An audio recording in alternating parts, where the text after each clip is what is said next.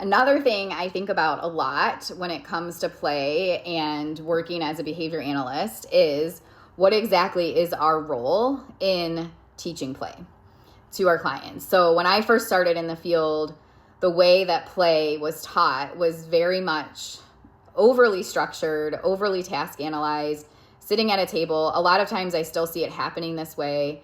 Lots of imitation. But the idea, if we're really looking at why our clients, especially 2 and 3-year-olds back in the early 2000s, were being taught how to play, and I put play in quotes because if it's not enjoyable, it's not play.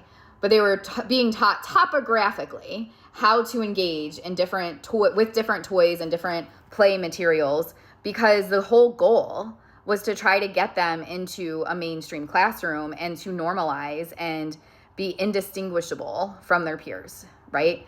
So if that was the initial like driving force behind like why play is being included in intervention in the first place, then we really need to be thinking about, it's 2025, is this something we should actually be focusing on? And of course, like most things, it's not something that we can really say a solid yes or no type answer. There's a lot of factors that go into it.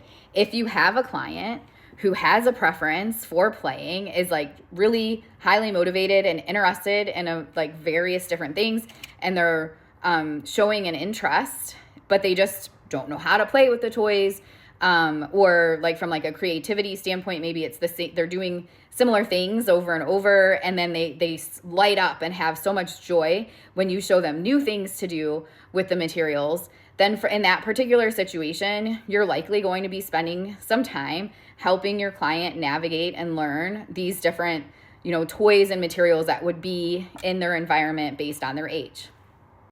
However, if you have a client that is experiencing a lot of joy through their own way of playing, whatever that might look like, maybe it's lining up cars, maybe it's spinning around in circles, maybe it's taking things and watching them like flutter down like little pieces of paper or something.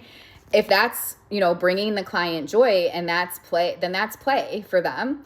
And trying to take what is already bringing them joy and direct them into, oh, well, you need to actually use these particular materials because other kids your age are using these materials and you need to learn how to play with these, even if it doesn't bring you joy. Well, that's not really play. At that point, I call it leisure skills.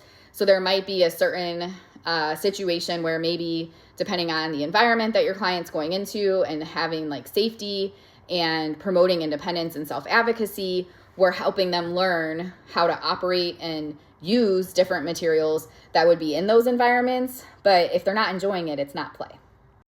So then that brings us into teaching through play and like, what does that look like? So if we're teaching through play, do we actually need to know these different play levels and be moving our client through these different play levels? And as far as I know, there's no research to say that we do. What I think it happened is one of two things. One, people are motivated to, again, try to have their clients, their research participants fit into the box, right? They're trying to just get normalized play happening.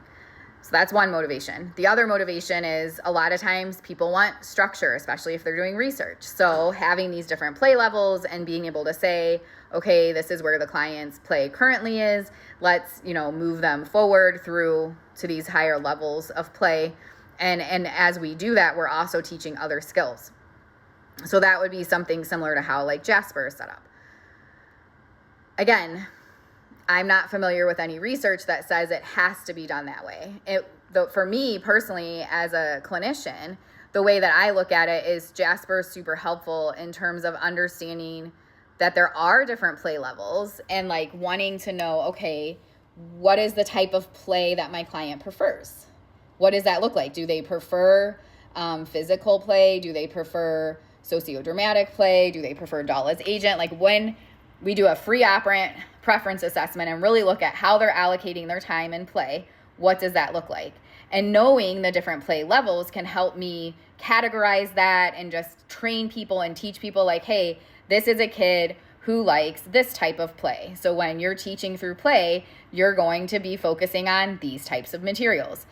I personally haven't in my 20 plus years of experience seen a situation where we would say, oh, this is their preferred type of play, and in order for them to learn any other skills, we need to get to these other levels of play. I have not yet seen that. If anyone is familiar with research that says like, oh, children aren't going to make progress unless they progress through these different levels of play, please share it with me, because I'd be really interested in learning more about that. So with teaching through play then, what I would say is important is that we're, again, identifying the client's preferred type of play, whatever that might look like and however that brings them joy. And then we're using the research with naturalistic interventions to help build routines and tie in whatever the targets are that we're working on to build those, independence and self-advocacy skills within that play routine, whatever that play routine might look like. So I hope this was a helpful discussion. Play is what brings us joy. I, again, am not familiar with any research that says it has to look a certain way. And I hope this gives you something to think about when you're deciding how to teach through play.